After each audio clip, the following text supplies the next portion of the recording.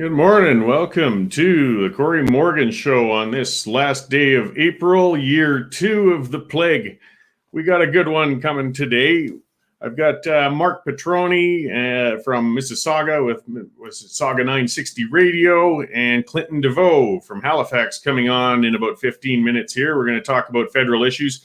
It's really great when I get these guys to come on because, we really need to get those points of view from across the country. I'm going to have to snag somebody in BC to pop in for one of these as well. But we really kind of run the gamut and get some perspectives from, each part of the country because, we're all conservative minded, but we've got different views on how to get there and what to do. And these discussions are important and they're valuable. And we can often be guilty in Alberta of creating our little conservative echo chambers. But we have to remember there are a lot of supporters and members of that party in different parts of the country, and it's great to be able to chat with them and see where things are going. Unfortunately, the conservative outlook in Canada doesn't look all that great in the near future, but we'll keep hammering on it and see if we can get some positive outcomes coming here.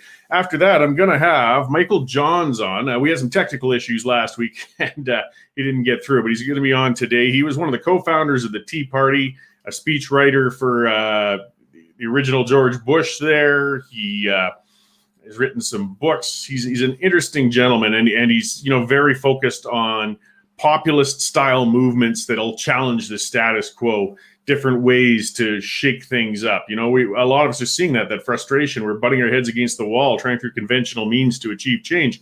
Well, he's been very outspoken in support of Brexit, for example, in England, and now he's turned his eye on Wexit and Western regionalist movements. It'll be interesting to hear what he has to say or what he thinks on those kinds of things, and perhaps advice on populism, regionalist types of movements. I mean, it's quite different than Tea Party, but what they had there was, a two-party system where they felt strangled. They felt their Republican Party wasn't serving them, so they created a movement within the party. In Canada, we just spawn new parties. Now, which way is more effective or not, it's very debatable, but it will be a great conversation nonetheless.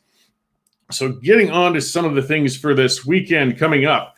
Most of you Western Standard regulars probably know about it. The No More Lockdowns Rodeo Rally is coming up in the Bowden area. It's going to be tomorrow at 1 o'clock. Because they did chase Ty Northcott, who's putting this together, away from his venue, away from him there in Bowden at the Agricultural Society. AHS came down on them, threatened them, with things like losing their charitable status and such. Ty kind of anticipated this. He already had an alternative location set up. It's been interesting to watch. This is as purely Albertan as it gets. He's setting up a pop-up rodeo. It's going to be on a piece of land somewhere within 25 minutes of Bowden. He's going to announce the exact location tonight. Rest assured, I'll be tweeting that location, so we can get out there, have a good day. As Ty has told me too, make sure to bring a lawn chair. You might want to bring some insect repellent. I don't know how it is everywhere else, but in Pritis, the mosquitoes are getting bloody fierce, so that you can come out and have a good time. And I know people are worried, they say it's irresponsible. Look, we can do these things responsibly. We can express ourselves safely. If you get up in the morning, you're not feeling well, you know what? Don't go to a gathering like this. Don't go there and crowd with other people shaking hands all over the place. If you're uncomfortable with it, here's the big part that people have a lot of difficulty with. Don't go. Don't go. If you have a vulnerable, unvaccinated senior at home that you visit regularly, don't go. Wait until you get your jabs. Wait until things calm down. But in the meantime, those of us who are healthy, those of us who aren't vulnerable, those of us who have been locked up for a year, want to get out and live again. And we want to support this industry. I mean, the rodeo industry in Alberta is on death's doorstep. They carry livestock. That's the literal term for it. They've been sitting on it. The athletes, the animal athletes, and the rodeo participants themselves, they're going broke. And these are historic families, multi-generational families that have been putting on these rodeos, for a century. It's a part of Alberta and Western culture. It's important to keep these things. So Ty has said, to hell with you. You can only bankrupt me once. We're holding a rodeo. And, the thing that was really striking with it, too, was he put out the call, and the competitors list is full. I mean, it's packed. There's got to be over 100 competitors. He's got every event going on. There's got to be 30 or 40 bull riders. There's team roping, bareback bronc, saddle bronc. You got the works. A whole whack of barrel racers, too. So if you like seeing the ladies of the rodeo, that's what you'll catch. So, yeah, keep an eye on things tonight. We'll get that exact location. I know I'm going out. Derek's going out. You're going to see the whole Western Standard team out there covering it. Hopefully we all have a good, safe time and, just express ourselves that, hey, we're not going to just sit back on these lockdowns. Now, I got to get on a little bit more ranting. This screen share isn't the greatest here, but it's from a CTV news story from yesterday. So, Calgary, I mean, they've been doing great getting the vaccine out in some spots with, they used the TELUS Convention Center in Calgary, and they used a big space in Edmonton for people to get in. From everything I've heard from people, it's very efficient. You get in, you sign in, you run through it, you get your jab, you're out the door pretty quickly. But and they said it's free parking. Well, the caveat was free parking for an hour. And they kind of neglected to let people know that. And still, as efficient as this was, when you're vaccinating thousands and thousands of people, getting in and out within an hour was difficult. So the city of Calgary has issued about 1,400 parking tickets to people who went downtown to get vaccinated. This is pure Calgary. This is pure. And Ninchi, of course, was unapologetic, just saying that people misunderstood the system. You wonder why downtown is moribund. And Calgary's downtown, for people who haven't been there lately, it is dystopian. It is overrun with addicts. You could practically see tumbleweeds going down the street. You still have to pay $30 to park for a day down there, maybe 18 if you find a cheap spot. The city still seems to think there's some sort of boom of people who want to go to the city core. They're going to spend $200 million tax dollars, they just announced, to convert some of those empty office towers into what will be empty apartment buildings, but at least we'll have spent the tax dollars to build those. They've got to understand that people need to want to come down. I mean, they seem to feel that with this, if you build it, they will come. Well, there's a huge surplus of condos downtown already. So what's the city doing? They're going to suck $200 million in tax money out of those of us who are still managing to work, who are still managing to pay taxes, and they're going to build more condos and do things downtown, maybe some more ugly public art and bike lanes, and they somehow feel that this will populate this downtown that they've decimated over the last decade. More of the same, it's not going to end well. But either way, watch it if you're going to go get vaccinated, because the city will hit you with a parking ticket. So your free parking will turn into $75 pretty quickly. Now, this was something that came out, infections are on the rise, and it's infections. One of the things before everybody gets worked up, this plague, we're having in Alberta about 5 people a day dying with COVID, and it's tragic. And perhaps it was much earlier than they should have passed.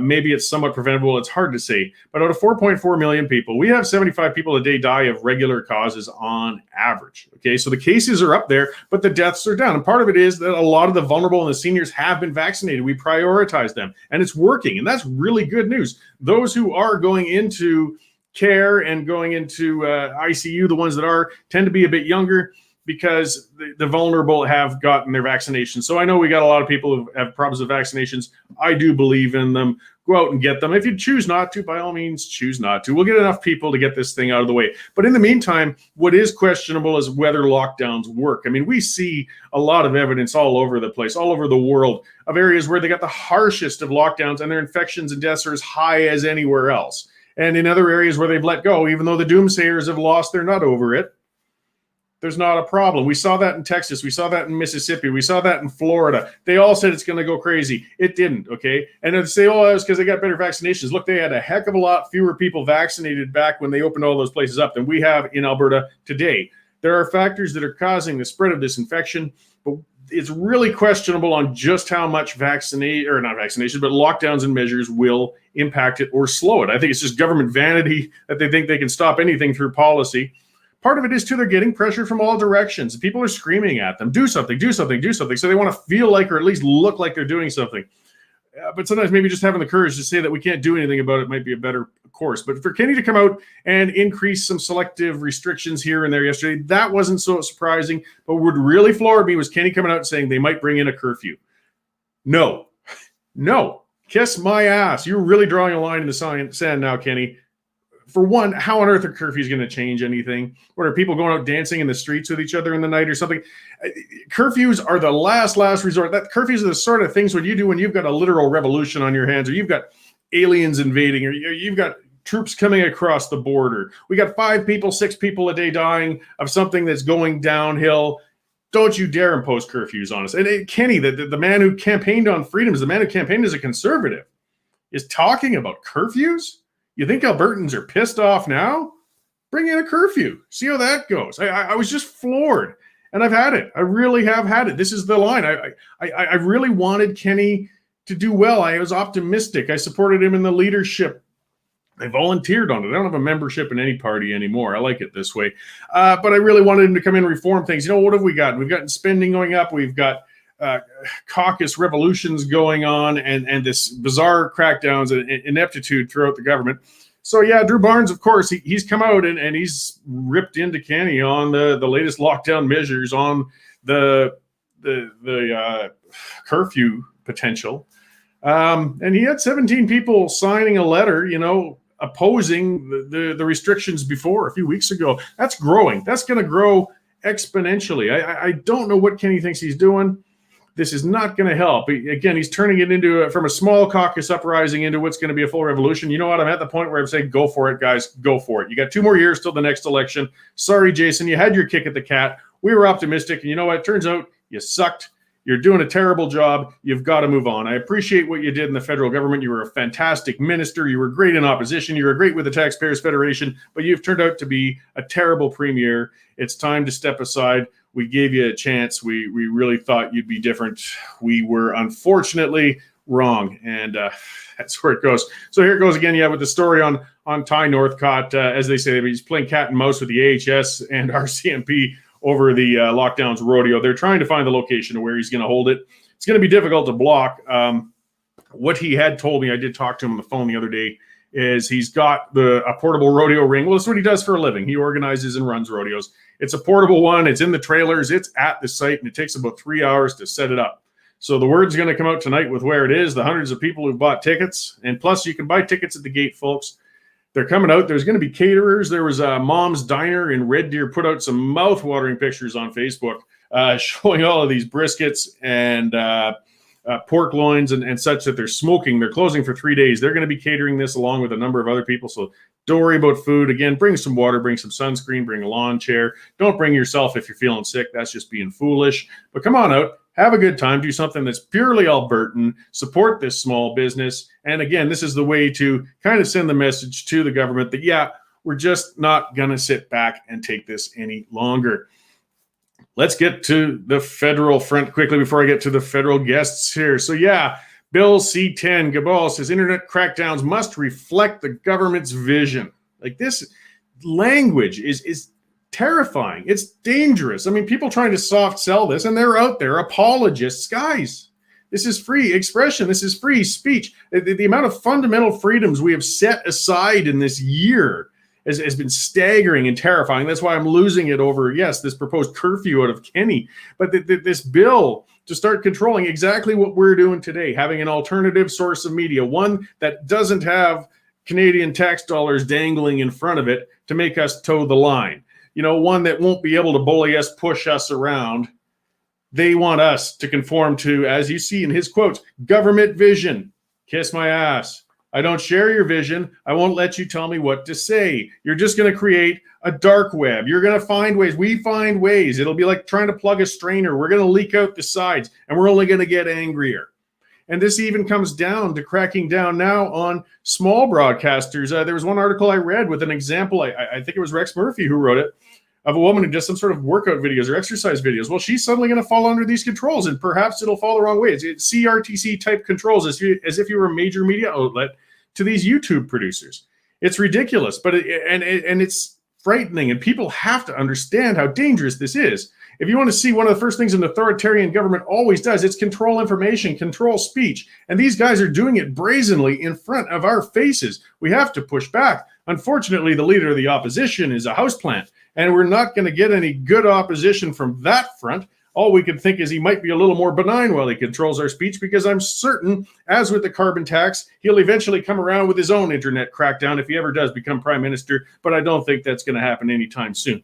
But we will be covering that a bit with our guests very shortly here. And finally, just one thing to share the rage with everybody. Look, we had all parties getting together on something. They all did agree that Payette had an outrageous pension, and we should strip that crazy pension for her, because it was outrageous that she had this giant expense account for having been a person who's really in a high-profile token job, and that the pension is massive for it. Well, that's great. But the problem is you still give that pension to every one of these governor generals. You still give that expense account to every one of them. I mean, it turns out that Payette was an insufferable bitch. And that's why you guys are comfortable in cracking down on her. And that's fine. But we got to reform some bigger things in a lot bigger way than just her. I guess it's a good start, though, that you'll at least accept that one of these governor generals wasn't worth the nickels we gave her in the first place. She did more damage than good. Okay, I think I've worked up a good head of steam. I'll move on to our guests here so they can add some less worked up conduct. Well, we'll see.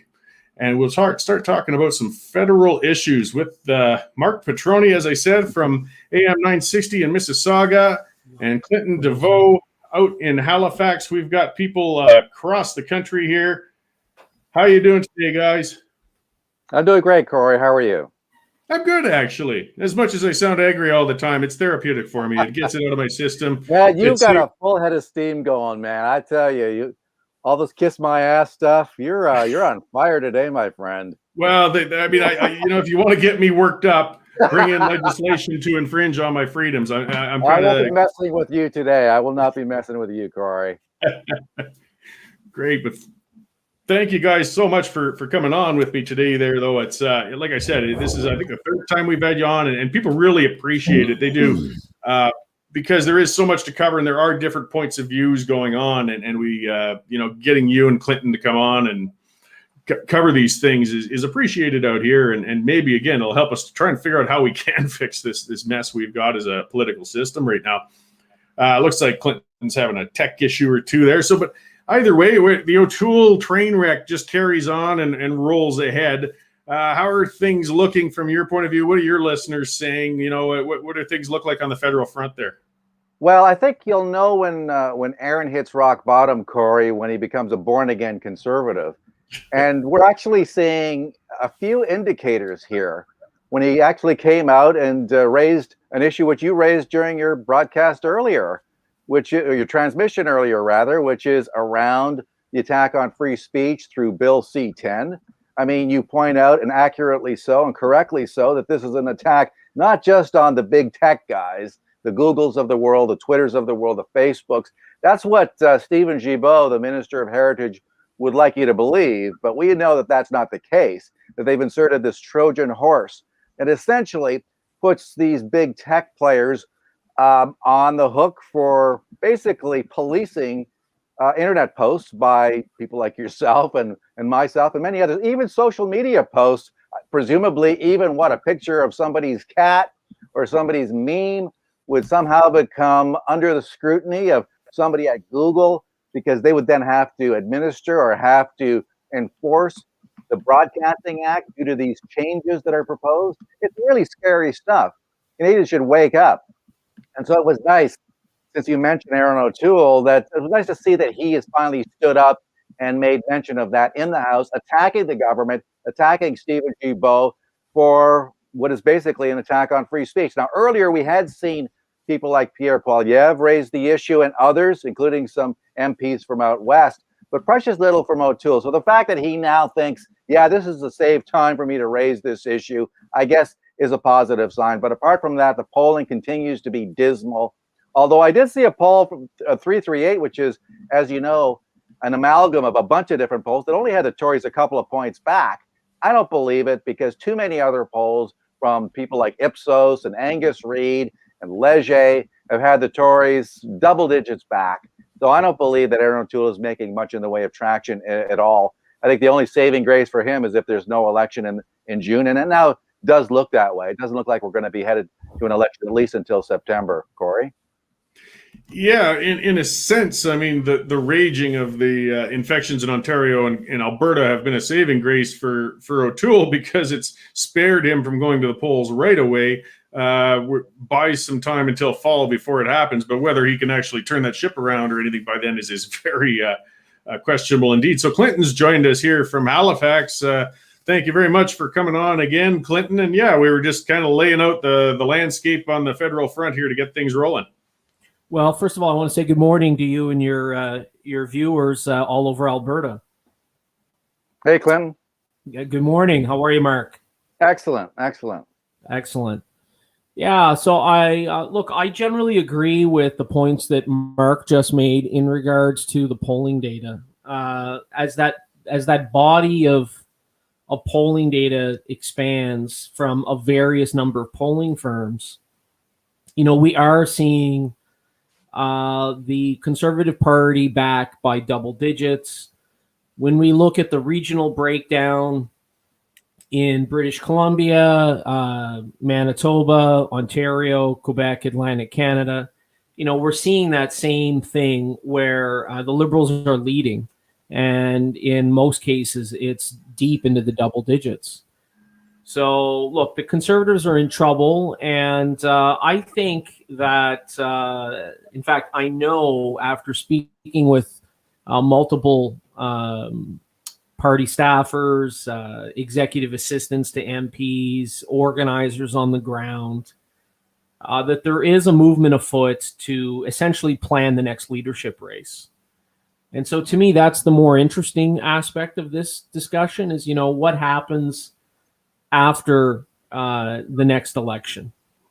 Is there anyone from Atlantic Canada, for example, that could potentially go after the leadership race? And I would argue that there doesn't seem to be anybody. There's the possibility of maybe a Bernard Lord, former premier of New Brunswick, fully bilingual, experienced guy. But based off of, I'm sure Peter MacKay would be the first one to sit down with Bernard Lord and tell him just how complicated a journey it really is in order to win the Conservative Party leadership race, specifically for someone that's Atlantic Canadian. When I look at Quebec, I don't see right now necessarily anyone in Quebec that would be positioned. There's maybe a Mario Dumont, former provincial leader of the ADQ. But again, that's someone who's more or less walked away from the political scene for 15 years now. Goodbye. If we look into Ontario, obviously the most likely person would be a Pierre Poilievre. Pierre Poilievre, he is, he's fluently bilingual. He's quick on his feet, so he has that ability to do what Peter MacKay does in the House of Commons and with the media, coming up with quick sound bites. And a guy like Poilievre is known to embrace a lot of those free enterprise ideas that Max Bernier used to espouse before Mr. Bernier went off the rails. When I look at the prairies, I really don't see anybody. You hear talk about Garnet Genois, but this is a guy that was filmed by the media pouring alcohol in red Solo cups to female staffers on Parliament Hill. So it's clear he's clearly not a guy that has good judgment. And, he's another guy that's flip-flopped on a whole host of issues. So, 1 minute he's against a carbon tax. The next minute he's in favor of a carbon tax. The next minute nobody knows. So I don't think anybody wants him on the public dime. And I really don't see anybody on the ground in BC. So there is a name that would be interesting. I mean, obviously Poilievre is a big one. Poilievre does make mistakes from time to time. He does dip his toe into what I like to call the poison waters of social conservatism. And so, I think if he stays away from that kind of thing and focuses on free enterprise and the economy, that's really where that's really who he is, basically. And, there's some surprises out there. I would not be surprised if Ben Mulroney, former son of Prime Minister Brian Mulroney, were to express some interest in it. This is a guy that is involved in the private sector. He has a successful cannabis business connected to CBD oils. I'm sure that would rub a lot of social conservatives the wrong way, mind you. He's a guy who is bilingual. He's obviously well connected in central Canada, and he has deep media connections. So right now, the future, as far as I'm concerned, looks really shaky for the Conservative Party. Especially with an impending Liberal majority. If O'Toole goes down to defeat and the Tories get swept from Ontario, then there's a possibility that someone like a Pierre Poilievre may go down to defeat as well. So things are not looking good from my perspective at all. Well, no, we're sitting in a frustrating place right now where I'm seeing most discussion. The only discussion now, looking ahead to whenever the election might be, is whether or not Trudeau's going to get a minority or majority. They've pretty much written the Conservatives off as a contender in this, and that's really depressing. But we can go further into the leadership candidates, but just with what they got and what they can do right now. We spoke a little earlier, Poilievre at least has been a bit of a pit bull. I've seen people referring to him saying he's the official leader of the opposition, even in every way except for title. And he's been vocal on C10. This should be a meat and potatoes conservative issue. This is a personal freedoms issue. This isn't tied in with the pandemic or dividing people. It's free speech. They should be out with all guns blazing, yet they seem to be having a few individuals hitting it on the sides. But the leadership, again, is letting this slide by, and O'Toole's just drifting along, doing what he will. What do you think they should latch onto, Marc, to try and get some momentum here? They've bought a few months now. Is there something they can do? The party is demoralized, Cory. That's the unfortunate part of all this. It just seems like the party is listless. A lot of conservatives feel that the party has basically abandoned the very core issues that they've defended. Just imagine this whole carbon levy. You want to call it it's a carbon tax. Let's face it. That really took the steam out of a lot of conservatives' desire to fight the Liberals, because after all, they've been attacking this carbon tax, the Liberal carbon tax, including the increases in this tax for years. And so for all of a sudden, for a Conservative Party leader to come out and say, yeah, we're going to do the same thing except a little different. We're going to do it better. And we're going to have the corporate sector doing it, collecting. We're not going to actually collect money from it. Nobody's buying it, Cory. Everybody's looking at this, and it really torpedoed the party's base. It really has a lot of conservatives thinking, what the hell is this guy up to? How can you on one day attack the carbon tax and on another day say, yeah, you know what? We're going to do the same thing except a little differently. And so now conservatives are looking around, and a lot of them, frankly, are maybe weighing their options. Maybe there's a libertarian in their community that they could vote for. Maybe they could vote for Max's party. The People's Party of Canada. Maybe that's an option. I've noticed that all of a sudden their polling has seen them go up a little bit. We're not talking about huge increases, but all of a sudden they're up to 3.5% from 2%. Could that be an area of growth for the party as conservatives really begin to wonder whether or not the Conservative Party has abandoned conservatives, policies and programs and stuff that they had long defended and principles. So this has been a real problem. I think this freedom issue could be a sleeper, surprisingly, among a lot of young people. A lot of young people are constantly online. And I think this could trigger a bit of a revolt amongst a group of Canadians that normally maybe doesn't pay a whole lot of attention to politics, but this could really spark a blaze under them. A lot of young people are quite libertarian in their views. They may think they're liberals because they've been fed a bunch of crap from the media for year in, year out, and academics that suggesting that being a leftist is a cool thing to do. But at their core, they want to be free to post whatever the hell they want online without having government oversight or regulatory oversight. So it wouldn't surprise me if that starts to light a fire under more and more people who would otherwise just kind of sleep through the political, cycle and not pay too much attention. But this may be something that the conservatives could latch onto, should latch onto. Whether they're actually going to do it, I really don't know, because after the carbon tax flip-flop, Cory, I just don't know whether to trust Aaron. Well, I know I could never trust this guy. He has to go. At some point, Aaron O'Toole has to either be pushed out voluntarily or not, or he has to lose and unfortunately leave the party in a position of having to go through yet another leadership review. Find somebody fresh, throw somebody in there who is once again able to revitalize the base and bring back some enthusiasm into the Conservative Party? Because right now I am not seeing it.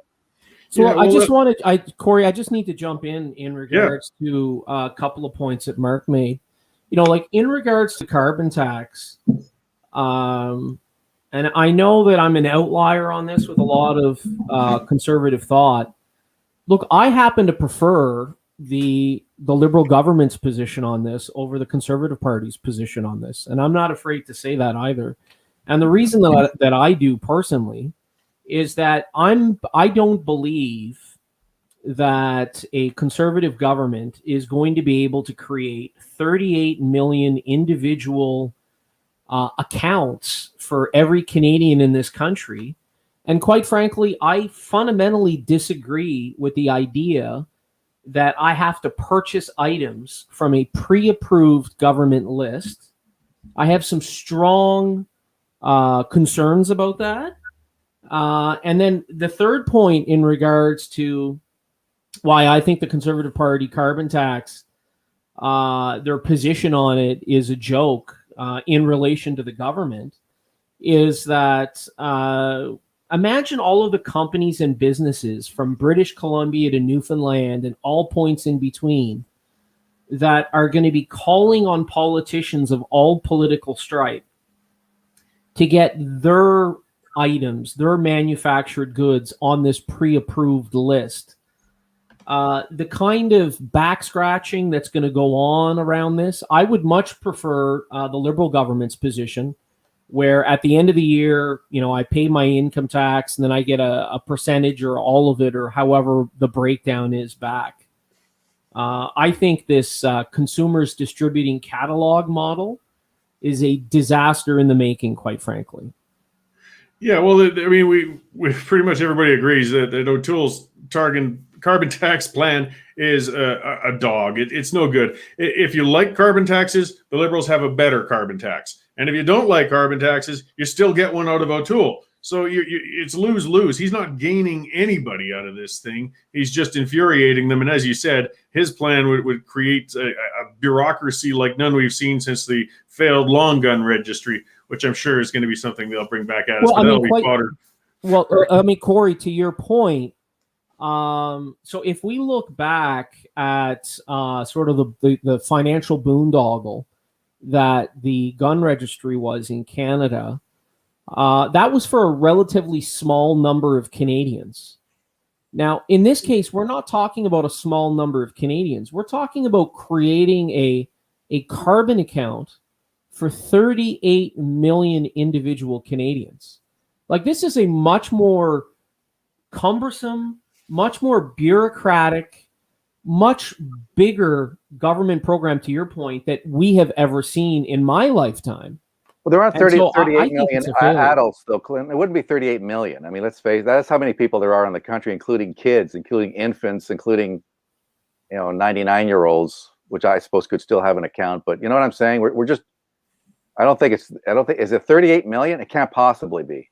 Well, I mean, to your point, yeah, fair enough. Like, people that are not of the legal age, at 18, let's say, I'm assuming that they're going to be removed from that. But we're still talking about, 20-some million accounts. I mean, to me, it's just completely unworkable. And I think it's ridiculous that there are politicians, and in this case, in the Conservative Party, that want to decide for us what items we are going to be able to purchase from this pre-approved list. I mean, I just think it's insulting, and I think it's ridiculous, and I think it's a boondoggle in the making, a giant white elephant.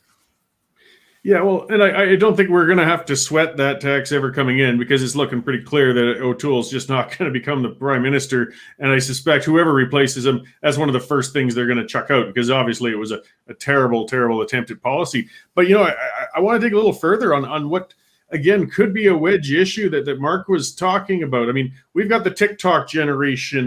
There's guys who are infatuated with gamer broadcasters and local sports broadcasters, all sorts of niche individual broadcasts on Twitch, on TikTok, on YouTube, and all over. And it's all under threat. And this is a normally passive population of young people who are indifferent to elections. But if you want to hit home to one of their bigger areas of love, you might suddenly inspire these guys to get off their butt. As Marc said, they aren't necessarily all liberals if they're young. I mean, I in the late 90s, we had the South Park conservatives coming up. You know, these were libertarian-minded people. They weren't socially conservative, but they certainly respected individual rights and just the right to be able to tell anybody where to go when they want to. Look, I agree. I agree with you that there is a large generation of people like that throughout the country. I agree with both of you on that point, in fact. The problem that I see is that it's this discussion that we keep having every so many years, is that in order to win the leadership of the Conservative Party of Canada, a candidate has to essentially go out of their way to appeal to a large segment of voters that are focused on those SOCON issues. And so, yes, I agree that there's a libertarian wing within the Conservative Party, but I would argue that, unfortunately, that it's in a minority as far as the overall numbers of the party itself goes. And so, in order to win, you have to appeal to, as I've commonly referred to it, as the morality brigade. And that's one of the problems, is that if someone is not naturally if someone doesn't naturally have social conservative tendencies, and they have to appeal to that critical mass of people to win the leadership race, once they've won the race and they have to sort of try and pivot in order to communicate to Canada at large, then it leads to these questions about, flip-flopping, manipulating the base, this kind of thing. And look, I've been obviously very critical of Mr. O'Toole, but that is part of the problems that Mr. O'Toole has had. Let's not kid ourselves. I mean, he pretended that he was this sort of radical social conservative, and he was also a fiscal conservative and a libertarian.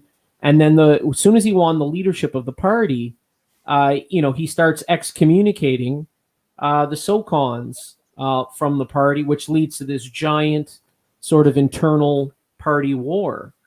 Yeah, it's because, leadership's a balancing act, though. You don't just pay lip service to every one of those factions within a conservative movement, because that's reality. There's always going to be those factions. You have to make them comfortable. I think the only way to win them is to have them all trust you. You have to let the social conservatives trust you, to know that you will protect their freedoms to go to church services, to lead your life as you please. And you have to let the libertarians feel comfortable. No, we're not going to impose moralistic laws upon you. And a true leader can pull that off. We just haven't seen one in a long time. A name that hasn't popped up, maybe, have you heard anything from Leslyn Lewis in Ontario, Marc? That was an interesting candidate in the last leadership. She seems to have kind of faded away, though, in not having a seat. Well, that's because she is part of the very faction that Clinton was just talking about. Mm. She is a social conservative. I've spoken to Leslyn Lewis. I think she's a smart lady. I think she's a very principled lady, but I don't think she's feeling particularly comfortable in that party right now, especially after what happened with Derek Sloan. Mm-hmm. To your point, yeah, you have to appeal to as broad a cross-section of society as possible, but SOCONs are not stupid. They know that a lot of people don't agree with them. They also understand the political realities of trying to appeal to that particular segment of society and thereby alienating the rest of society. They understand what they don't want to be treated like is the way that Aaron O'Toole treated them, which is like fools. Aaron O'Toole reached out to them. He sucked up to them. He said, you can trust me. Unlike that red Tory over there, Peter MacKay, you can't trust him. Peter was open. He said, look, I am what I am. I'm pro-choice. I am not going to change the laws. So he was upfront. He was honest about it. O'Toole was a little more sly, right? So he went to those people and he sucked up to them. He managed to get them on side. He got their votes, got their support. And what did he do when he became leader? He booted Derek Sloan out a few months after he won the leadership. And now Leslyn Lewis, you don't hear from her very much. Hardly surprising, isn't it? I don't blame Leslyn Lewis for not wanting to be particularly vocal. And frankly, on one hand, the O'Toole people like somebody like Lewis because she represents she's black, she's a woman, she's the kind of people you want to, welcome into the party. But on the other hand, they're uncomfortable because of her views about abortion. And so they're kind of of two minds. So I think at this point, they probably said to Leslie, you know what, stay in the shadows. We'll bring you out every now and again when it comes time to showing everybody what a diverse party we are. And then you can go back into the shadows and shut up and, go along to get along. So that's the situation with Leslyn Lewis. But I want to talk a little briefly about the thing you raised earlier, and which we spoke about, which was Bill C-10, because that is a sleeper issue. If Aaron O'Toole wants to open the tent to all these young people in the GTA, this is an issue that cries out for him, which is like a giant neon sign, which says, hey, Aaron, we're here. We're probably going to support the idea that this bill sucks. And if you're going to oppose this bill, who knows? You could probably get a few votes here. It's like a giant sign. It's saying, here we are. Aaron, come and get us. So he's dipped his toe into this thing. Poilievre did it a lot earlier than he did. And a few other MPs from out west, they've talked about it as well. But Aaron O'Toole, here's an opportunity for you to show everybody what a freedom-loving individual you are, even though we know you're not. I mean, check this out for a minute. Here's a story in Blacklock's Reporter. An internet advocacy group yesterday blitzed MPs with thousands of protest emails over a cabinet bill to censor YouTube. And so here it is, a group, I know these people, I've dealt with them when I was commissioner of the CRTC, Open Media of Vancouver. We're outraged. Our government is trying to take so much power over our speech. That's Matthew Hatfield, campaign director of this group, based on the West Coast. He called the legislation one of our most important fights since Open Media was founded a decade ago. They sent thousands of emails to MPs to make sure that they understand just how unhappy they are. I mean, you've got an entire generation of people who are now able to vote, that have been raised on the internet, have been weaned on a free internet, and now being told, no, you know what? It's going to be regulated now. We're going to keep an eye on your social media posts, on your videos, and if we don't like it, then we're going to rely on big tech to, either deplatform you or pull those videos for reasons we deem appropriate. That sucks. That's a sleeper issue. And I'm telling you, if Aaron O'Toole had even a half a brain in his head, he would appeal to young people here in the GTA, in Vancouver, in Calgary, in Halifax, right across this country, and say, we're going to stop this dead in its tracks. Just vote for me. Well, Marc may be onto something when it comes to appealing to younger voters, in fact. And one of the reasons for that is because when we look at the polling data that's come out recently, and Marc and I talked about this on his radio show on Saga 960, was that... Plug there, buddy. Yeah, well, was that historically the Conservative Party generally wins from people that are 55 years of age and older. But what recent polling data has shown is that the Liberals are actually leading in that age group of people who are 55 years of age and older. So if the Conservatives lose their sort of historical age group when it comes to elections, then they need to find a way to appeal to a younger audience that would not necessarily always vote for them. And we know that there's a large body of first-time voters that are going to be able to vote in this next general election. And so, finding a position or pivoting in such a way that you could attract a large number of young voters would be a roadmap to the future. Because they've more or less, it appears, if the polling is accurate, that they're losing the Gen Xers, or sorry, the Generation X. So they're in trouble. Well, and it's coming up on the other side of it. If anybody, I think, can be able to latch on to this as an alternative party leader, it would be Maxime Bernier. I mean, he's at least been a consistent voice as a libertarian sort. I mean, he can give a good fire and brimstone, almost personal liberty sort of speech. And if the Conservatives fail to grab that younger, disenchanted, and I guess possibly, vulnerable is the wrong term to use, but they're receptive to having a conservative messaging protecting speech, he can do it. If the Conservatives don't do it, somebody else will. Do you think the PPC can start making a few inroads? Again, we know they're not going to threaten power or anything by any means, but they can really make big spoilers in a number of constituencies if they get some momentum. What do you think, Marc? Well, I think there's a tipping point at which people are going to start looking seriously at the PPC, and we're not there yet. I think there's a number. I think a lot of people, unfortunately, they still feel they need to vote strategically. And so they may be conservatives and they're ticked off with Aaron O'Toole, but maybe not quite ticked off enough to leave in a mass exodus for the exits for the People's Party. Why hasn't that happened yet? I think Max has been, I agree with you, very consistent. He's not talking about, bringing in a carbon tax. He's not talking about sucking up to liberal light type policies. No, he's sticking to his guns. And that has a lot of appeal for conservatives who are now looking at the PPC and thinking, well, they're polling 3%, maybe 4%. I don't want to, give away my vote, waste my vote, quote unquote, in a riding that maybe is a real dogfight that the Tories have a shot at winning. But there's a point, and I don't know exactly what that number is. Maybe Clinton has an idea of what that number is. There's a point at which Canadians will look at the PPC and think, well, look at that. They're into 10% all of a sudden. They're not just a fringe player. I don't want to waste my vote on a fringe party. I want to vote for a party that has a growing number of Canadians gravitating towards it. And here's Max's party, all of a sudden, right around double digits. And I think if that happens, then a trickle becomes a tsunami, right? As Canadians say, okay, there's a chance. I'm going over there. And I think, by the way, the same thing could apply to the Maverick Party, where at some point in the West, people are saying, well, I don't want to vote for Aaron because he doesn't represent me. He's not a conservative. And if that's where the Conservative Party is headed, then I'm not interested.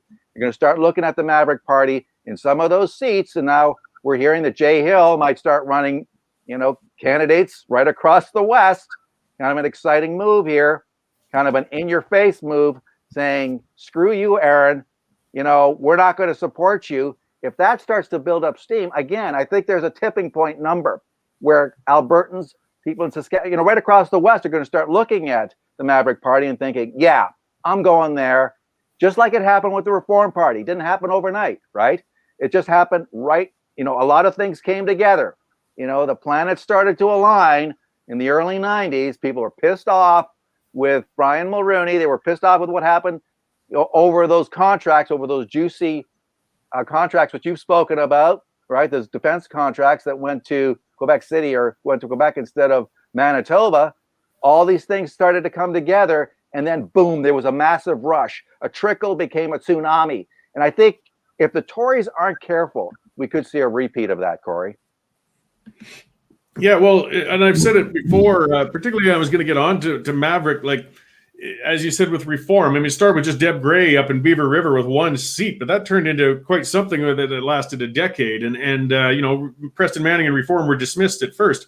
But the big thing was, again, it's not liberals that tick us off as much in the West. It's when conservatives screw us. That's when you get those movements. That's when these parties explode. And Jay Hill's platform, he released it recently, and I read it, and it's interesting and more nuanced than I would have expected, actually, because going on a pure secessionist platform, which is, they took over the Wexit movement, which was overtly secessionist, is non-seller still. It's too hard, particularly on a federal level. I mean, it might get there. I think that movement's something that's going to be growing a lot in years to come, but just on a party level to have that front and center isn't quite where things are going to be. But he's got a two-phase plan. If you go to their site, it shows this is what we're going to do. This is the constitutional. It's basically a demands list. These are the reforms we want to see. These are the changes we want to see. These are the things that have to happen. Or we go on to step two, which is moving on, moving out. The first part looks a lot like the original reform platform, which really, unfortunately, didn't get anywhere. The Senate never did get reformed. A great number of things didn't change, but that frustration's still out here. It's still got that possible appeal.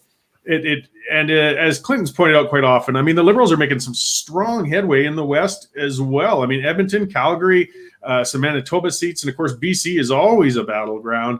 the Maverick Party could be a real factor, again, not necessarily in winning, but in changing the outcome of this election a lot. Okay, so in regards to Mr. Bernier and his PPC, I mean, quite frankly, the PPC is a pimple on the ass of the conservative elephant, quite frankly. And the problem with the PPC is that it's a party that's essentially been born out of sour grapes. We have a country that has had a decline. We've talked about this at length in the past many times. Our population is declining dramatically. We have a retirement rate of somewhere in the vicinity of 485,000 Canadians a year are retiring from the workforce. We have another 300,000 Canadians that are just dying every year, just through old age. So that's a huge number of people that are no longer in our workforce, that are no longer driving our economy. And the Canadian birth rate is around 375,000 a year, something along those lines. We need immigration. And so the problem that Mr. Bernier has is he's essentially shot himself in his own foot by being so anti-immigration that voters in Ontario, Quebec, and Atlantic Canada have tuned him out because they view him as a crank, and rightly so. If he hadn't focused on that, and if he had focused on things related to, to trade, to technology, to innovation, to interprovincial trade barriers, to, all of these other issues, he would have had some possibilities for growth. So the only thing Mr. Bernier can do now, quite frankly, is to act as a spoiler in a number of ridings, which will help elect Liberals. And I'm sure the Liberal government is happy about that because they smile knowing that. The other problem Mr. Bernier has, and we've seen this, this is not my opinion, this is Elections Canada. Elections Canada has reported that they have actually deregistered dozens and dozens of PPC riding associations across the country because they were either too lazy or incapable of submitting their Elections Canada paperwork on time. And so it's really it's a fringe party of sour grapes that's essentially focused on creating vote splits in order to punish the Conservatives for Mr. Bernier's loss in 2017 for the leadership race. And I mean, the other issue with Mr. Bernier is that, look, in his home riding of the Beauce, where he used to win super majorities, he was soundly defeated in the 2019 election. And then Mr. Bernier decided to run in a by-election, and he announced it on Marc Patrone's radio show, in fact, where he made the announcement there, and he said, I'm going to be running in this by-election in, I think it was Toronto Centre or something. And he got, 100 votes. I mean, there's enough PPC members to hold a national convention in a telephone booth. I mean, it's not a legitimate political party. Well, I'd have to differ. They are a legitimate political party. I mean, whether they're a threat to the, winning many seats, if any seats and so on, no, I don't see that either. But they will impact things, and that can't be dismissed. And I understand, a number of constituencies or EDAs got, lost their status, but that only takes filling out a form and having two people sign it to bring it back in. Again, this is starting from a dead stop, but I was involved way back with the Wild Rose Alliance before it evolved into the Wild Rose Party. We had a hard time, one seat in the legislature with Paul Hinman. But we would have that problem between elections every time. I mean, the apathy between elections is difficult to even keep those two people to keep a shell of an organization going. But when the election looms, you can run it pretty fast if people are motivated. You're right on a number of points. He's alienated himself with a lot of voters, but you can't dismiss the fact that him and his party and some individual candidates, never underestimate a star candidate who's frustrated who might pop up somewhere can really impact an individual race, though. And that's kind of the way our our pizza parliamentary system sort of works here. I believe that the better solution is for the Conservative Party of Canada, like for the membership of the Conservative Party of Canada, to figure out what it needs to do to be a legitimate national governing alternative, and because you have a larger critical mass of voters that are waiting to vote for that brand. It has the infrastructure already in place from British Columbia to Newfoundland and all points in between. I'm talking about electoral district associations, party organizers, that kind of thing. So my view is, after this next election, which is coming up sometime probably this summer, it would be to figure out a way to make the Conservatives a legitimate force for governing, rather than focus on, these kind of sour grapes, fringe movements that aren't really connected to the public at large in any sort of real way. Yeah, well, in the short term, they have to get ready to fight an election no matter what. And, an unfortunately very weak position to be in is when you're speculating on the next leader for after the election, when you're heading into the election. So, I mean, they've got to try and find something to get on, if not the individual members of parliament. And an area in Ontario we're not hearing a lot about, but is Line 5. I want to kind of just pivot on to an issue, though, that it just keeps sliding under the radar, in my view. As far as I've seen, there's been no progress in making it look any likely that Whitmer is going to back down on shutting down that line. Biden's got no interest in standing up for that line. Trudeau is paying lip service to it. Personally, I've had enough. I want to see it closed. I want to see it shut down. I feel for the people who are going to suffer in Sarnia. I feel for the lost jobs. I'm hoping we're talking like a 1 week shutdown, more the spank on the ass to wake you up and make you realize, hey, you kind of need this thing. But I mean, are you hearing anything about it, Marc, in Ontario? Like, is this coming up finally? Because we're only weeks away from the deadline.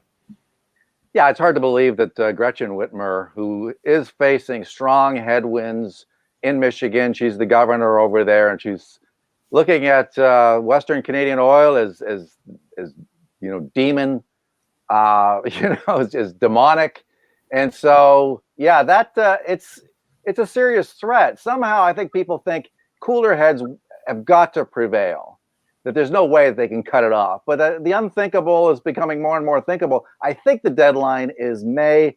I'm not sure what the deadline is, but you certainly hope that a guy like Justin Trudeau would understand that he would pay a massive political price if Line 5 is cut off, if Gretchen Whitmer, the governor of Michigan, is allowed to do what she's talking about doing, paying a huge price. I mean, we're talking about a critical piece of energy infrastructure for Ontario.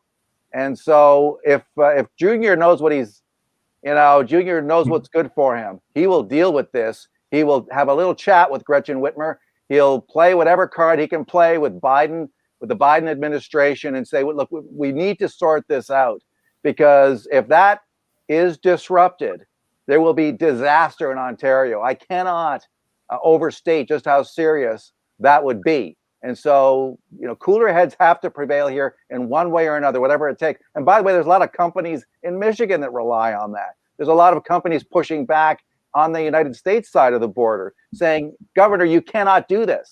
Fortunately, Whitmer is not in a really good political position herself over the lockdowns, facing a lot of backlash over her own activities, while she was telling everybody to lock down, going on vacation. And so I think she's on shaky ground. And so I'm hoping that all those factors combine. And on top of all that, of course, the governor, or the premier of Ontario, I mean, he's the guy who really is at the center of this whole thing. He can't afford another, major blow like this to our energy sector. He knows how important that Line 5 is, that piece of infrastructure. So he has to use whatever political clout he has to negotiate with Gretchen Whitmer, talk it out, deal with the feds and get this thing ironed out. Because the closer we get to that deadline, the more dangerous this becomes for Ontarians and anybody who relies on that key piece of energy infrastructure in this province. But Look, can I just? Sorry, I just need to pipe in about the PPC. All right, because the Green Party has been around since the early '80s, 1983, and people dismiss them as a fringe movement as well. It took years for them to keep, but they kept at it, and they continued to put pressure. They continued to put policy statements out. They got some positive press, and over the course of time, they managed to get whatever they get in terms of support, and it can vary, depends on which part of the province. 5% here, maybe 10% in other parts, and even out west on the West Coast, for instance, they do very strongly. There's no reason, given the fact that the Conservative Party of Canada has veered left, abandoned many Conservatives, because if you look at the recent polling, we're looking at the undecideds in the double figures. I mean, up to 15%, 20% of Canadians are looking around going, I don't know what I'm going to do. Well, that's an opportunity for Max Bernier and his party to say, look, economic pressures are going to start making a big difference. And if I was talking to the PPC right now and Max and his team, I would say, look, here's what you focus on. You've got a Conservative Party of Canada, which is abandoned Conservatives on the issue of a carbon tax. You've got increasing pressures. You've got higher energy costs, commodity prices. Check the price of lumber lately. Prices at the grocery store. This is starting to filter into the psyche of Canadians. All of a sudden, they're paying more. Yeah, there's more money being distributed, helicopter money, courtesy of the government of Justin Trudeau. But you know what? That money is eventually going to dry up, and Canadians are going to start feeling the pinch as these higher prices eat away at their ability to enjoy a decent standard of living. And as those economic pressures build, it's an opportunity for a party like the People's Party to say, look, we're not going down the road of carbon taxes because you're already paying enough. You're already suffering. And so the last thing we need to do is go down the road of even higher prices for Canadians as the Liberals raise their carbon tax on April the 1st. And so rather than playing on that and understanding those economic pressures on the consumers in this country, what did O'Toole do? He said, oh, yeah, we're going to have a carbon tax, too, because it's all about climate change. The guy is brain dead. It's not about climate change. It's going to be economic pressures that are going to be eating away at the ability of Canadians to make ends meet. And those pressures are going to open the door, quite possibly, for a party that says no to carbon tax. And as far as I could see, the People's Party is the only one still saying that. So in regards to Cory's earlier point about line 5, maybe I'm an internal optimist, but I believe that this will sort itself out. And the reason I do is because something that's not discussed often with line 5 is that it feeds or helps feed Pearson International Airport, Canada's largest airport and busiest airport. And look, if line 5 was shut down coming from Canada into Michigan, back into Canada, that sort of thing, I'm not sure how the surrounding airports, once we get out of COVID, would be able to actually handle all of that traffic. Because, a lot of people don't realize that a lot of that traffic that goes to New York, that goes to Chicago, that goes to Boston, a lot of that traffic flows into Pearson. And then from Pearson, it goes off to those other airports. And those other airports are basically maxed out as far as under normal circumstances, pre-COVID.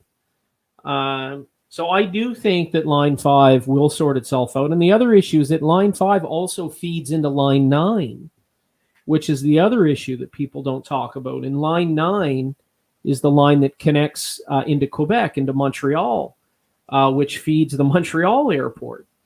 So, we're talking a tremendous amount of jet fuel that's required at both of those airports. And, to Marc's earlier point, there's a lot of people in Michigan that also depend on line 5 as well.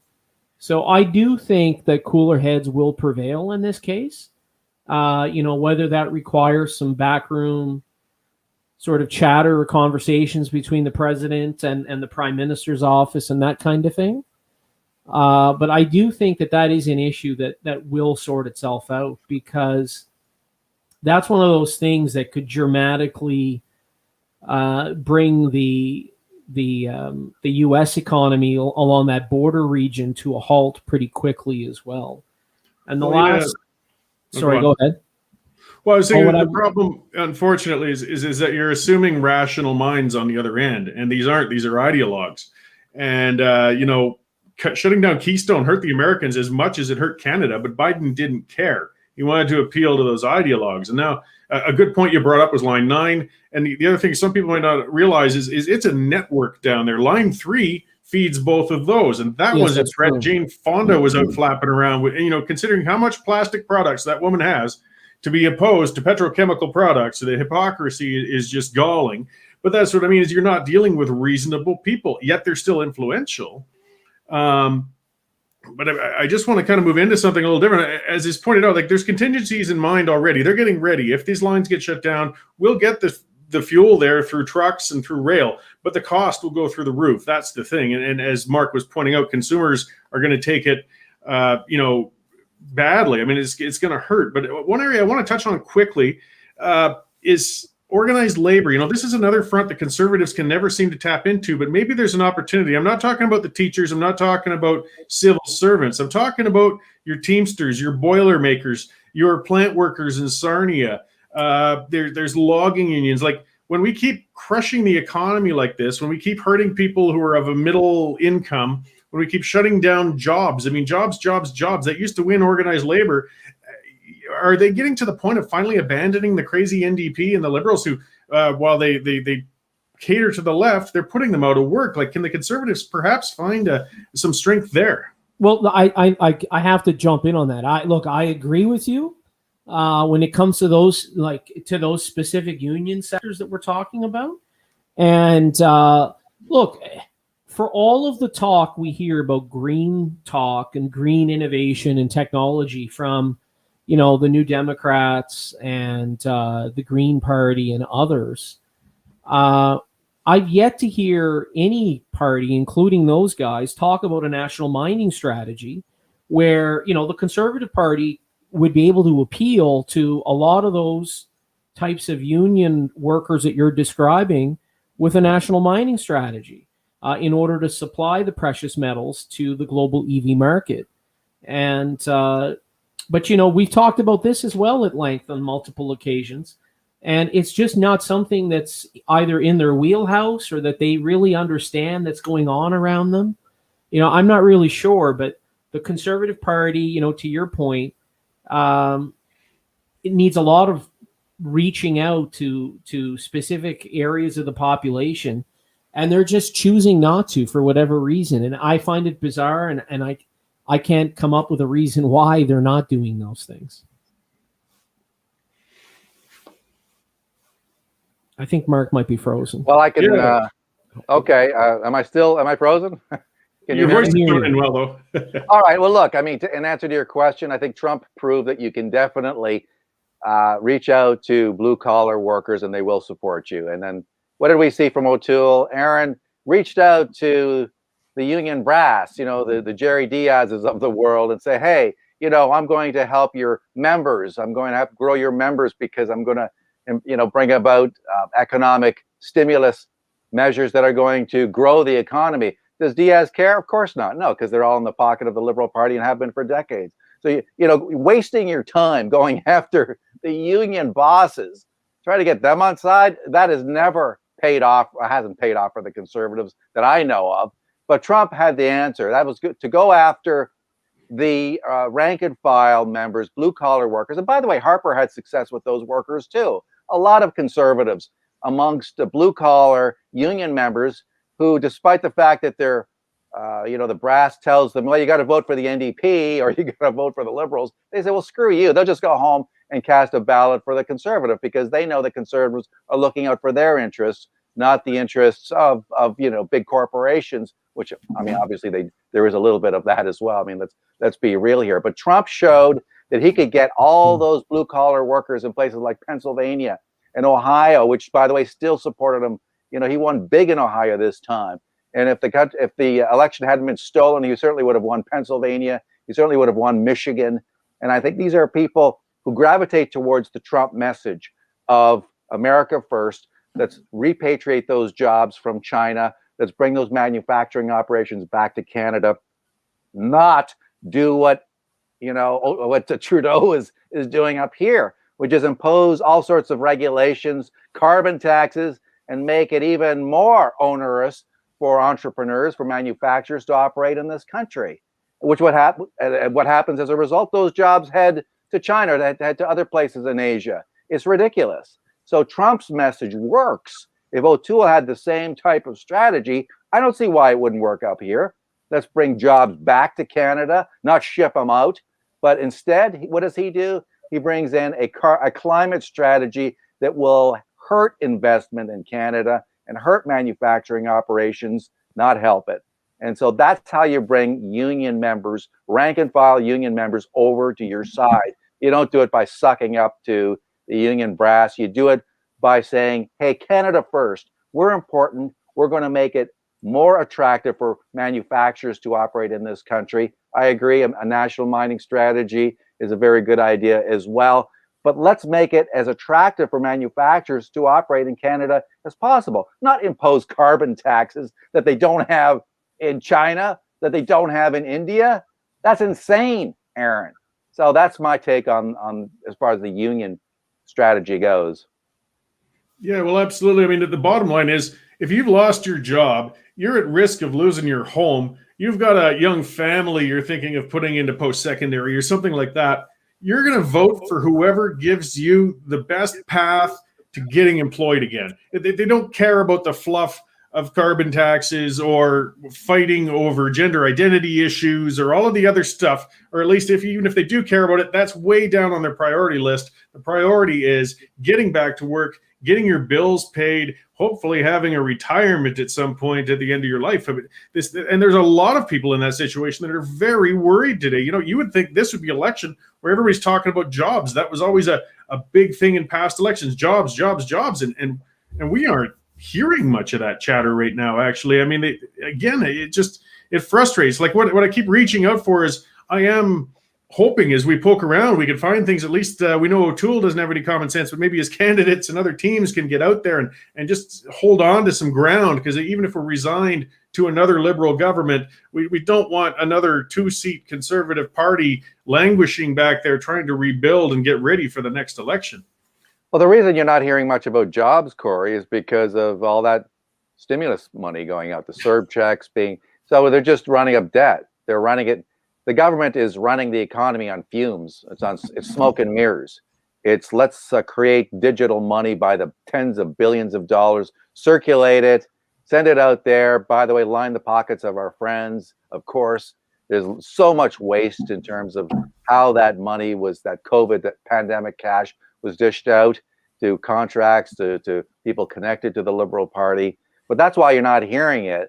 And unfortunately, it's actually hurting the economy because a lot of smaller firms, small companies are having actually trouble staffing their operations, Cory. And the reason why is because there's so much stimulus cash being created out of thin air that people are frankly not eager to go to work. I mean, if they're going to be paid to stay home, if the government's going to cut them a check, then, well, why should I bother getting out of bed?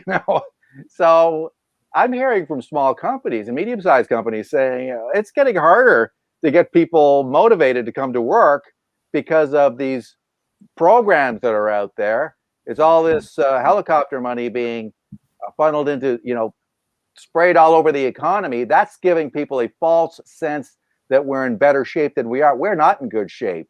And where you're going to see that manifest itself is in inflation.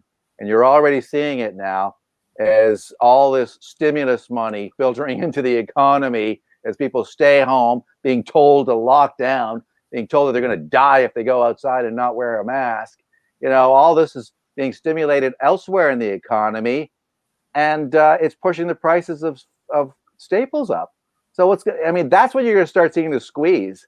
Energy prices, again, it's bread and butter issues. This is a real opportunity for somebody to come out and say, this is not about climate change anymore, because I agree with you, Cory. If you're having trouble paying your bills, the last thing you give a rat's ass about is whether the climate might be changing in a way that the world's not going to benefit from, 20 years down the road or whatever.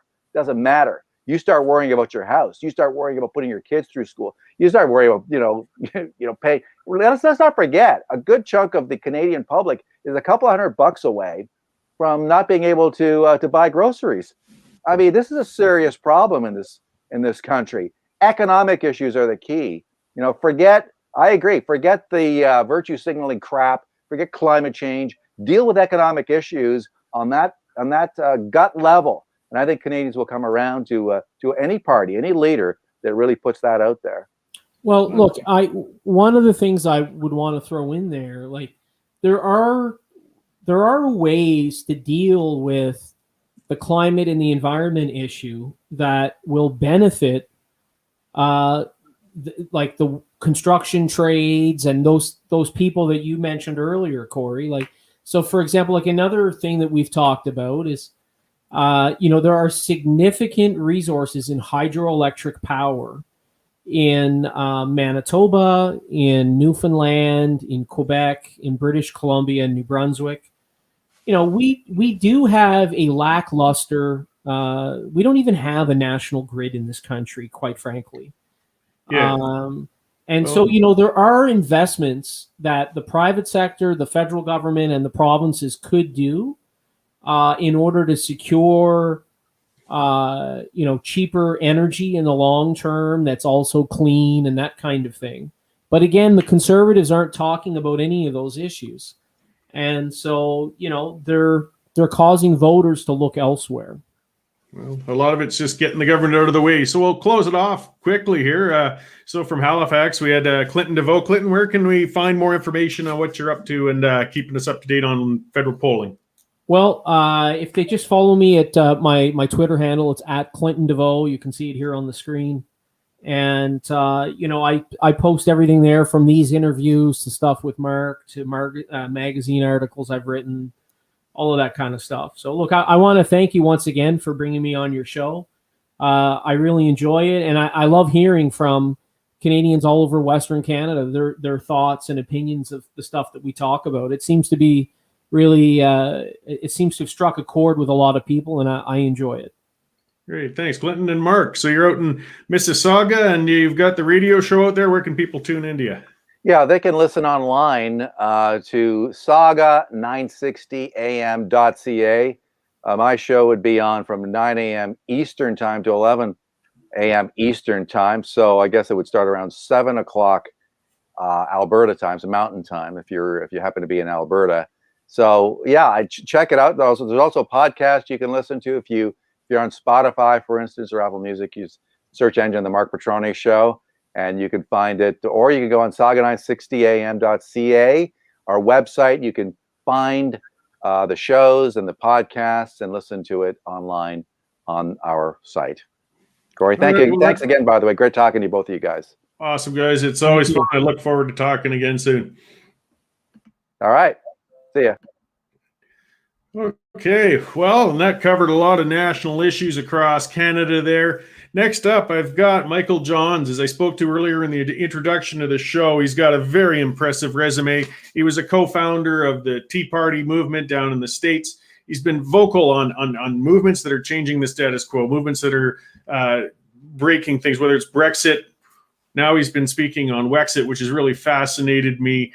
A lot to share. As a policy analyst, he was a speechwriter for George Bush. He's really got a lot to share, and I'm really looking forward to seeing what he can talk to us about up in Canada, where we're stuck in a political stalemate up here. It's frustrating. We're in the West, beating our heads on the wall out here. We're looking at another Liberal majority, and we're looking for an out. So thank you very much for joining me today, Michael. Hey, you're welcome. I am absolutely convinced that while this issue may appear to be on the surface a stalemate, it may in fact be a stalemate at the moment. When you look at these emergence of real politically consequential movements that have given rise to countries, that have given rise to political movements, that have changed things profoundly, that is almost always universally the case before it's not the case. And I think one of the things that is most concerning to me, and probably the issue that we want to tackle, and by we, I mean ultimately these decisions are those of the people of these respective provinces. My aspiration only is one that their voice be given an opportunity to determine their destiny. And in that sense, I believe, the Tea Party movement and representative democracy as an institution is a global movement. It's either going to be a system of government that is on the advance and strong, or it's going to be retreating. And we're concerned. I'm concerned, frankly, that it's been on retreat in a lot of ways. We saw it with the undermining of the direct rights afforded the individuals of all of the individual states of Europe forced into the EU, and that properly gave rise to Brexit. And I've noticed, Canada's got a little bit of a problem with media bias, just like the United States does. Just a little. There will be and is already an inclination to depict this as unrealistic or extremist or even potentially unpatriotic. I think really ultimately this is an act of immense patriotism. It's patriotism to the province and to the people that Albertans have a commitment to. And ultimately, just the final point here is that the relationship with Ottawa is not good now. And even if the loyalty is to that of Canada, I would anticipate that relationship and the rapport would be strengthened if we were able to resolve some of the very legitimate issues that I think make the case for separation.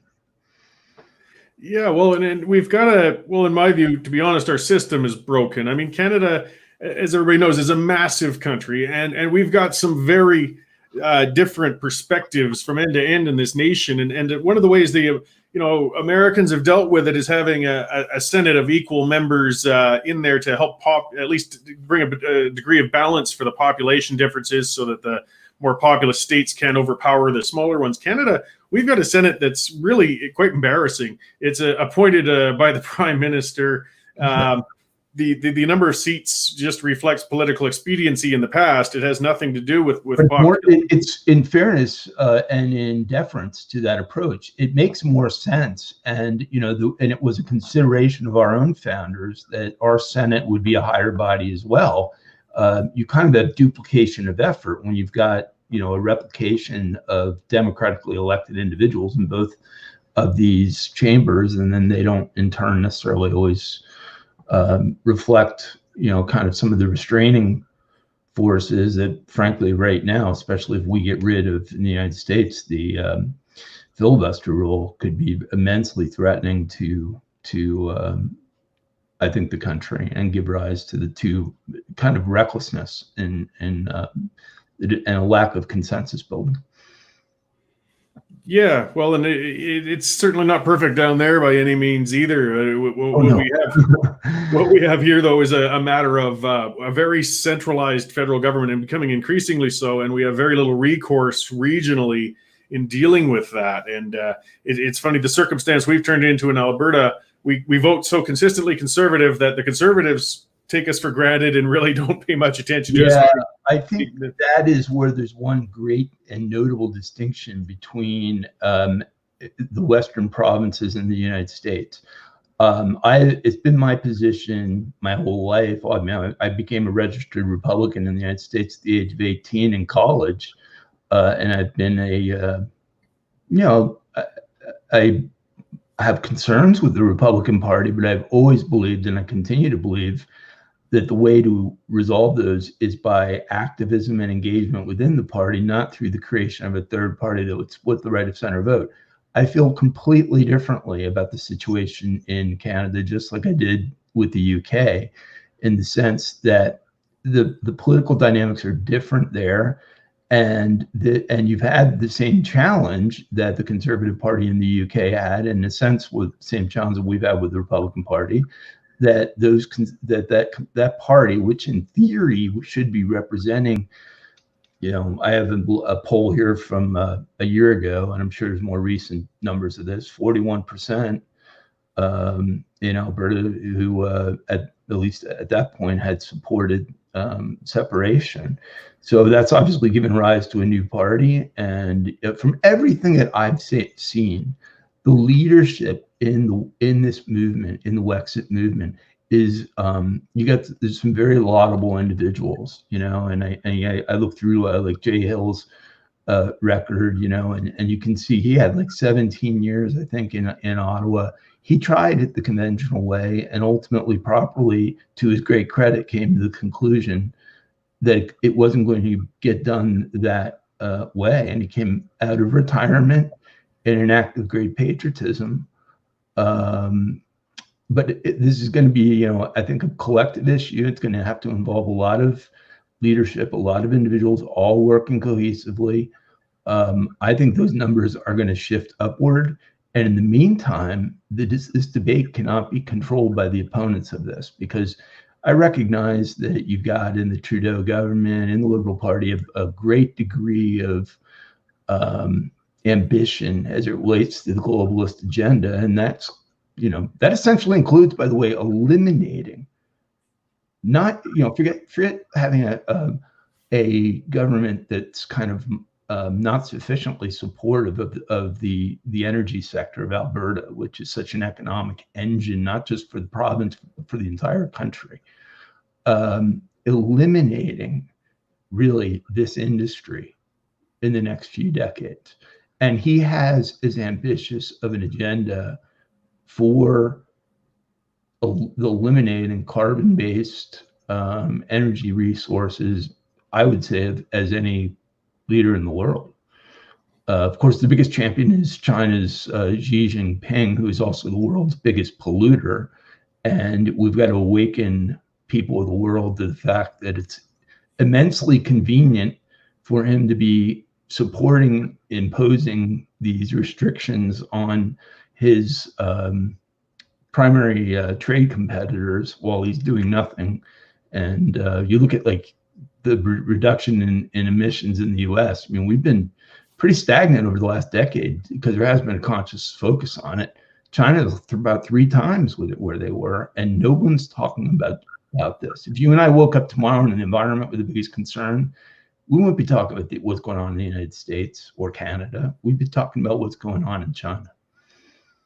Yeah, well, it's been said Canada's emissions make up about 1.6% of the world's emissions. So even if we somehow cut it in half, the amount of impact that would have on the world would be negligible. And it's been a frustration because we have pivoted. We have cleaned up our act. We produce some very ethically sourced energy that we'd like to export, liquid natural gas. Let's get that to those countries that are burning coal, and let's help mitigate climate change. But even coal, the technology has been environmentally friendly, meaning you can't really, from a top-down basis, impose this vision of alternative energy resources on the world or a country or a province.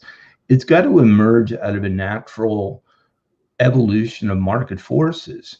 I think we've seen that starting to happen, but you still have this reckless inclination of political leaders who can't get there fast enough.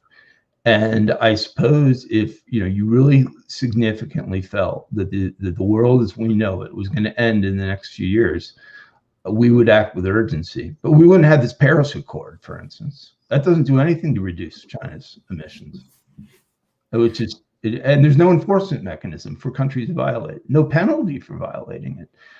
So you can see the basis for our opposition to it, and I assume that that's shared probably by many in the Western provinces of Canada. Very much so. So, I mean, it's something that it brings some optimism hearing from you, though, and stuff you talked about and worked on is populism. Like, people are starting to push back. They're starting to wake up. What I loved about Brexit, I wasn't invested in it. I wasn't, in Europe by any means. But I looked at the tall foreheads poo-pooing the man on the ground. I looked at them saying this is not the way to vote. The media all allied against it. And basically the population gave them the middle finger and said, no, we're out. And they stuck with it. And likewise, even with President Trump, I wasn't a huge fan of it, but he did I think that's most of the appeal that Trump had, was he was pushing back at the establishment, give people a way to say, we're not going to let you tell us what to do any longer. And that's where Wexit is starting to grow. I mean, we saw even on a micro level in Calgary here, there was actually a forced plebiscite on an Olympic bid. You know, it's a localized issue. But the academics, the media, the celebrities, the usual, were all saying, we've got to do this bid. And when we got the chance, we got up and voted resoundingly. We told them to roll up their bid and jam it. We wanted no part of it. Yeah, I've noticed, speaking of the academics of Alberta, that some of the polling, you know, as I've dived into this, trying to understand, because this is what it's all about to me. I'm going to simplify this. To me, this is about the sentiment of the people. All right. This is not about, as Trudeau and to a lesser extent his father attempted to do, imposing some sort of mandate that's not supported on the people. It's about understanding in some really granular detail, much more granular detail than I even probably possess, or anyone in this advocacy movement does possess right now. So there's a lot of leadership is listening too. And I look at these Western provinces, and you can just see, I'm sure heard of the Trump line, the forgotten man and woman. This was the working man and woman, typically high school education, who found intriguing, interesting, and generally decent paying work in manufacturing sector in the United States in the late 20th century. And over a series of years, just about every component of government misserved and ill-served that constituency of voter, from the standpoint of very unfair trade agreements that saw the demise of companies and offshoring and full industries, really, that were offshored. No one confronting the intellectual property theft of China. No one confronting the fact that our country, and I feel Canada to meet this criteria, works very well for the incredibly wealthy. And it also, in the United States, works fairly functionally for the extremely poor. And by that, I only mean to say that if you have no assets, no income, or you're disabled and unable to work, or other situations preclude you from it, there's probably no country that would be more hospitable and generous to you than the United States. I mean, there are countries in the world, many countries, you know, probably half, where there is no safety net. So one thing to say about the free market and capitalism, because it has its detractors, in case you haven't noticed, is that even Adam Smith in his writings on capitalism referenced the safety net, and how capitalism is the better provider of that safety net than the highly centralized, often government owned and controlled socialist paradigm. Yeah, well, for the most part, if we could just get government to get out of the way, there's a lot of really talented, ambitious people who would happily get in there and fill those voids, and we would all be much better. You have to be realistic, and I think this is both realistic and about the sentiment, but ambitious as it relates to the political aspirations. Is that ever going to realistically manifest in either of these two major parties in Canada? I mean, there's been, in fairness to these Western provinces, an incredible degree of patience. They have waited. They have appealed. They have made their arguments. Ultimately, sort of like the American Revolution, like the Brexit 2016, 2015 initiatives, you reach the conclusion that the system that you're functioning under is not working. Now, when that system is not working, you can't develop psychologically this idea that, well, this is just not fixable, it's too big to resolve, it's beyond our capabilities, because that defies all of history, where these odds have been routinely challenged and overcome by dedicated individuals, sometimes a minority of the population, oftentimes the American Revolution itself was supported by about a third of our colonists. About a third were supportive, about a third wanted to remain a British colony, and about a third were kind of ambivalent on it.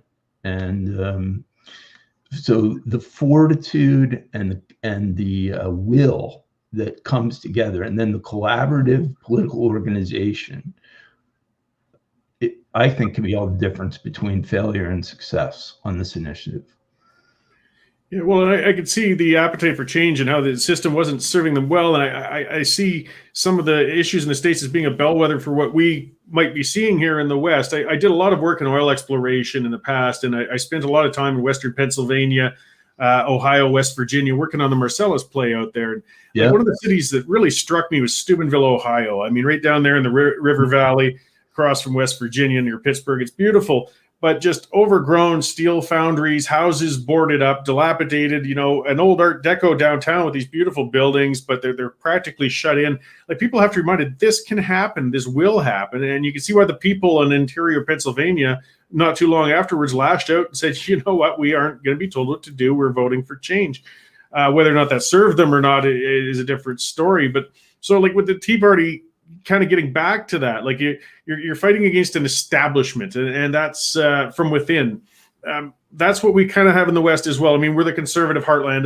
The old school conservatives, the Tories, are saying just be quiet and take it, and we can change it from within. And as you're pointing out, that usually leads to frustration or no change. So, like, strategically, you kind of reached the point, and this is now a conclusion, not 10 years from now conclusion. And I think you're seeing this in the sentiment when I cite this 41%, which this number has been, they'll say, well, the separation movement goes all the way back to the 80s and Trudeau's father, and obviously nothing's happened. So this has always been around. There's no imminent, imminent possibility of this actually happening. Hold on, that's not right, because what you see from the 1980s to now is this incremental momentum that is gradually built of the forgotten man and woman, the forgotten Canadian. I don't know. I got to like copyright that phrase or something. Yeah. The forgotten Canadian who was somewhat optimistic these things could be resolved, and then became kind of skeptical and concerned, and has now given up. So one of the worst things that can be done right now is to underestimate the frustration that is out there. And that frustration is one that supports independence. Now, this is an immensely complex issue, right? So the easiest way to shoot it down is to find the weakest link in it. And that's kind of what happened with the Brexit campaign, where you had all these London-based elites, in banking and finance, who kind of came out and found these, but it didn't work with the people. And they were, as you worded it correctly, they were arrogant about it, cynical. They looked down on their fellow countrymen who supported it. And the Britons, to their great patriotic credit, almost in the Thatcher Churchill tradition, said, we've seen enough of this. And they took, really the first major bold step of the 21st century for that country that has such a rich, it's kind of the richest tradition in a way of established Western democracies and powers. So it's you can't just look at the Tea Party movement and say, look, in 2009, the Democrats had the House of Representatives, they had the Senate, they had the White House, they had a lot of the governorships, they had the media institution completely, they had academia completely, they had Hollywood completely, the culture in their hands. No one in 2009 in the United States, unless you were kind of part of this planning that I was in, would have looked at it and said, you're going to overcome that or prevail. They would have looked at it and said, There's no chance of, maybe you can get a few wins here and there, but that's not the approach we took. And I'll tell you, I consciously went out immediately, and even before the April 15th rallies in the United States in 2009, I said the goal was to take back the country. Now, was I confident 100% that we were going to do that? No. I mean, because I knew all of the factors it was dependent on. So, it was kind of like a high risk surgery, or you got to gamble sometimes. There's no benefit in going into it going, yeah, probably we're going to screw this up somehow, and you're going to end up worse. I mean, that's not the message to communicate. And we would not have drawn what ultimately became tens of millions of people into this movement on a peripheral basis, the largest grassroots political movement in American history, really. That became the foundation ultimately for Trump as well, who, by the way, spoke at Tea Party rally in 2011. It's on YouTube, and everyone should go look at that. That we would never have done that if we said, we're going to try to maybe take a few governorships and maybe a couple House seats. I mean, people would have said, good luck, keep us posted. We wouldn't have drawn, as at rallies I spoke at in this country, 30,000 people in Dallas, Texas, or 14,000 people in New York City, or many other examples where you could just feel and see the momentum that was building. You didn't have to speculate or guess. You could feel it, right? I mean, that day alone, I spoke in Boston in the daytime just because I thought the symbolic geographic presence was important. We had a very successful event there. And that night I went to New York City. We had Newt Gingrich and a lot of national focus on that rally. But by that night, that day was so important. And by that night, maybe an hour into that event, I'm like, this is transformational.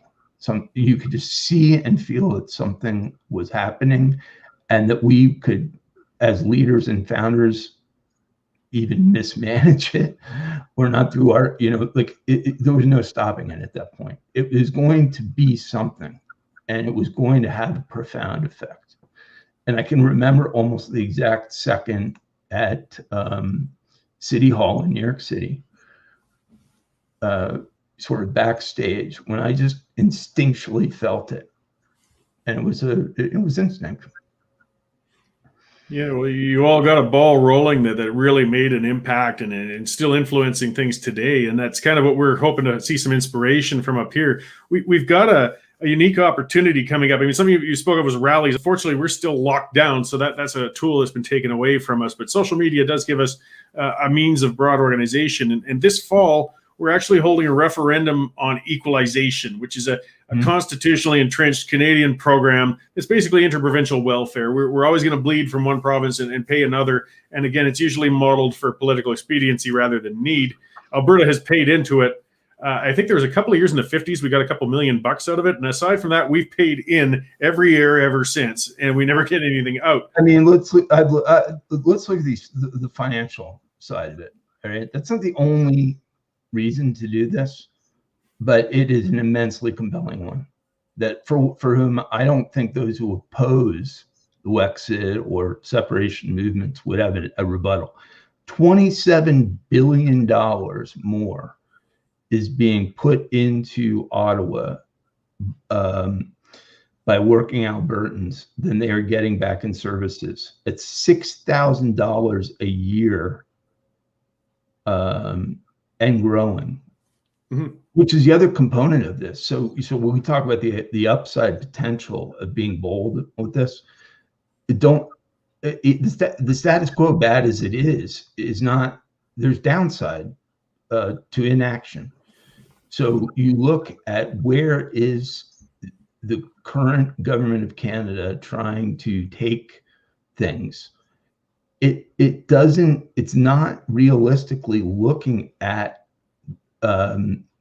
Alberta, Saskatchewan, Manitoba, and really considering the needs or challenges. There's no reason things would be worse in a decade if this doesn't manifest to reality, to the point of running a risk even of social stability of the provinces in that region. I think that would be the worst action. I think the key now is to understand this and represent the sentiments of the people and give them the opportunity to make the decision with as much information objectively that can be provided, and it should be objective on both sides. I get the sense it has been from the separation crowd, not so much from those opposing it.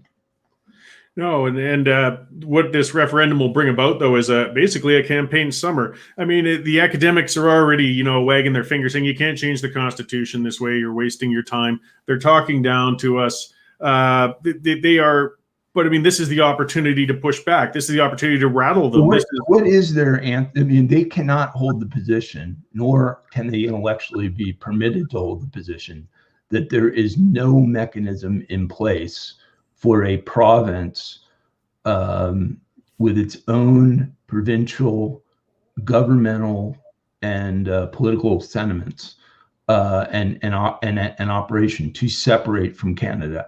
I understand that it is not clearly delineated within the Constitution, but that's not uncommon. I mean, that's not at all uncommon, and that certainly never deterred, say, all of the European left who rushed into the European Union and sacrificed the representative democratic needs and constitutional obligations of their own governments. No one ever paused and said, well, hold it, we don't really see anything in our Constitution. They just forged ahead with it. Things ended up in courts. They got heard. Probably that would happen here, maybe. But there is a methodology, and it's been articulated as far as how it could and how it would be done. It starts though with just a recognition of organization around this 41%, which, I mean, I don't know what you think of that number. That's a strong number for something like that. I thought it was too. I've seen 20s, 30s, but the polling on these issues is so unreliable in the 21st century, where the recipients of these questions tell pollsters, and the fraction of them do. Now it's a question of like what percentage of it, what they think the right answer is, right?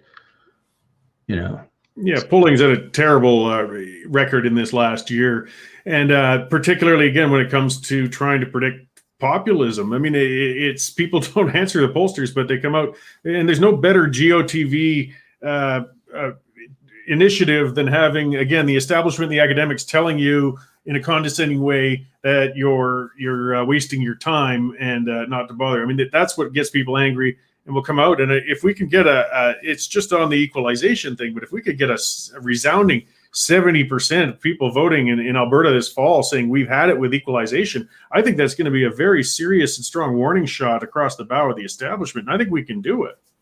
Trudeau 2019 got 13.7% of the vote in Alberta, 26.1 in British Columbia, 11.6 in Saskatchewan. Those are not overwhelmingly compelling numbers, and would certainly be, you don't hear those numbers, right? They're gonna, but that really represents that essentially his agenda has no appeal whatsoever out there, and almost raises the obligation of acting, on this. And I would say, you could look back on Trump's candidacy and say, well, he came out of nowhere to with this agenda to win and defied everyone. That would actually be technically incorrect in my view. I mean, I personally give him immense credit for every aspect of winning that campaign. But you could go back and look at Pat Buchanan. You could go back and look at Ross Perot and the sentiments that they were beginning to try to communicate. And they were right on many of their issues, but the country just wasn't quite ready for it. at that moment. But it was a process that proceeded incrementally. And ultimately, you referenced, kind of those regions of Ohio. Great song, Bruce Springsteen song, Youngstown, captures the history of the working man of Youngstown, and who built the bombs that won our country's wars and contributed as the foundational support for this country's leadership in the world, who ultimately was forgotten, and you can get through those regions and understand the mindset of those people, or conversely, as the media elite in our country are more inclined to do, you can never leave the island of Manhattan, or your downtown DC offices, and you can have a very, very quickly distorted view of what's really going on in the country, because these people don't have loud voices. They're not routinely offering their views. They're not always comfortable offering their views, but they have views. And so the hollowing out of manufacturing was a big thing. I'll tell you also, the opioid crisis was very underrated. And including especially fentanyl, which hit on two big issues in Trump's candidacy: China and the open border. 95% of this fentanyl, which is so lethal, 100 times more potent than heroin, creating kind of a respiratory suppression that can kill quickly, was 95% manufactured by the Chinese Communist Party, which, in my view, that's got to stop right now. I mean, it can't be like a request. It's got to be a demand. And then number two, it was coming across the border, the open border. So we're losing all of these people, and disproportionately, it was hitting the Midwest. So it hit Ohio real heavily. It hit Indiana real heavily. It hit Pennsylvania real heavily, West Virginia. And a lot of these were individuals who had come up in manufacturing. Their parents had worked in similar functions and had introduced them to the profession. And, these jobs were sent away basically by a global elite who didn't care for these people, who didn't ever ask their views on these trade agreements, or,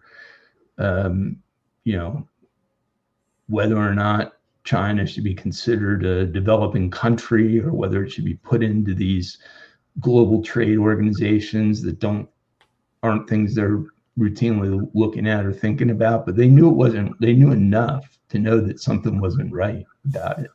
And their instincts, to their great credit, were more on target than just about every Scientologist since Nixon went to meet Mao in the 70s. Yeah, well, that's a giant elephant in the world room. And in Canada, Trudeau's weak spot with China has been noteworthy. I mean, left, right, and center. Again, he seems to be a Teflon leader, but they're holding 2 Canadian citizens hostage right now, and he barely utters a peep on it.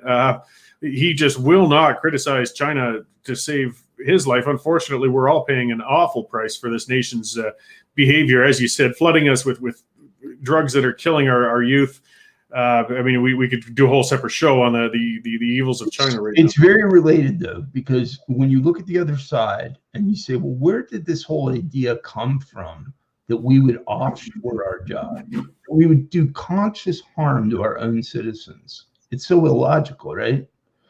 But it came from, there is a grand reset that is in place that has been executed on by leaders of the world, by this Davos crowd. And we would be mistaken if we just sort of viewed these as minor policy disagreements. This is a grand strategic plan, very, very bold one, that has just been incrementally progressing for decades now. And it's had a lot of support from a lot of influential institutions. And finally, I think people are awakening to the reality of how dangerous it is and how contrary it is to the values of Western democracy and even Western civilization.